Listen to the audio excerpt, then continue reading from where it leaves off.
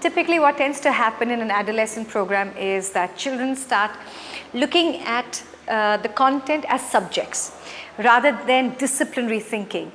And one of the key things that education should focus on is the ability to think around a discipline rather than just be content with facts and definitions and formulae. Life is actually full of these phenomena, right? And so much of it seems random.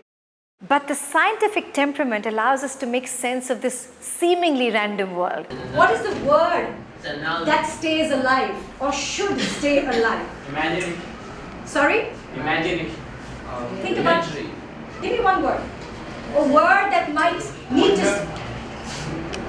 So when we're looking at phenomena like gravity or like things that fly, how many have actually said this question that he asked, why is it the way it is? What is the starting point of any curiosity? Why is it the way it is? So what you will see is children encountering certain experiences that the teachers have set up to actually activate that temperament and to also in a way retain that sense of wonder about life and everything that it offers. But also to recognize that so that we don't believe that the phenomenon in life is happening because of magic, that there's a certain thinking that happens which is true to the scientific domain, that once that thinking is applied, we are more likely to make sense of information that we encounter. So we would like to apply these two skills. We've set up some stations.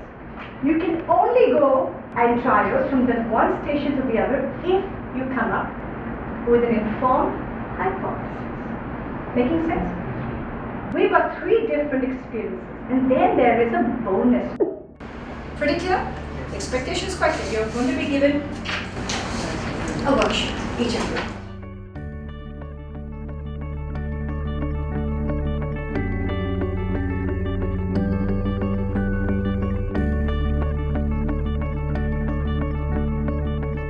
One of the criteria of getting children to demonstrate understanding is for them to use the scientific temperament.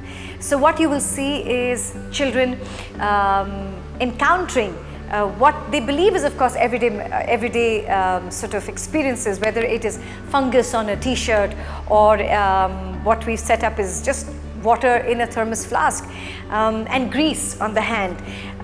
What children will be demonstrating is their understanding by using the scientific temperament of observation and formulating an initial hypothesis through what they will be experiencing. We first use soap and then we added water over it. So one part of the molecule, it starts getting attached, it gets closer to the water, and the other part of the molecule, it gets close to the grease. And now the water, it's pulling everything away. So therefore the grease is being pulled away from the water. Is soap.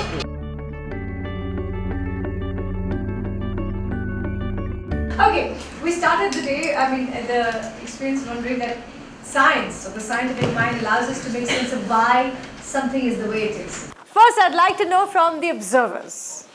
I wanted to share that initially when they came to connecting to the sciences, if somebody has not taken that, I don't take biology, but then at the end we saw that the discussion was not around biology, chemistry, it was just coming together. Was the cycle experiment only physics? No. Sorry. No, there was chemistry also. Right? And biology. Right? So do you believe that the sciences can actually work separately in terms of saying, okay, they have to be separate? There are certain driving principles of each. But do they encounter and interface with each other? Does it look like they all are part of the same thing? Yeah. What if we had shifted this whole thing into a lab and we created 4 or 5 stations in the lab? Tevi Prem, would that have made any difference? I think it helped us think more out of the box. Okay. Because I think if the same thing was done in the lab, the whole atmosphere would be different. And then you have a preconceived notion that this is going to be something serious. Correct. curiosity obviously is something that drives the scientific process and makes us think more about things that we see almost on a daily basis. What made me came out was to try to experiment with curiosity and the fact that scientific mind, the mind that encounters phenomena in life, tries to explain it. Otherwise, things seem random. That's why magic is so exciting.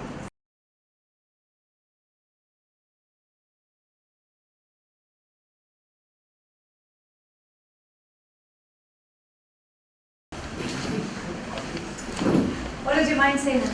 Chirag, From where did he get? from where did he get it? But, Magic.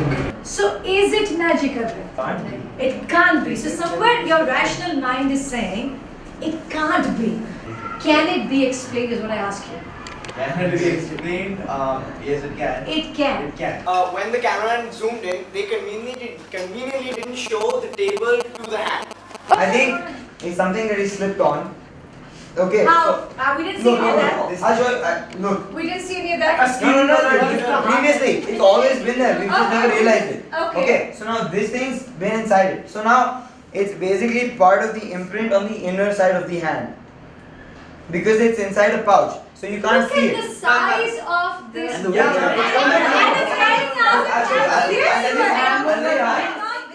What did we start off with, Rajiv? How do we close the loop? I think we started by defining the scientific process itself. Okay. Seeing what process should we go through to come with a hypothesis or basically what is observed and figuring out how did it happen and why or how did it come to be. Okay. And, What else did we go through, Arun? We started with what is the basic idea of science, that is just, and everyone was giving their thoughts. And then we came up to the point of wonderment. So how does wonderment allow us to be curious? And if we lose the element of curiosity, then we basically losing the process of scientific thinking. In this world, there's nothing magic. Everything has a reason behind it. So we knew there was a reason behind it, but we were unaware of it. When Chinmay closing the loop, they're highlighting their everything that they started with anticipation and the way they've been able to make sense using either the scientific temperament, using the vocabulary and the concepts of the scientific domain. And also I think sensing that sense of excitement that the wonder is an important aspect to keep alive as we go along in life.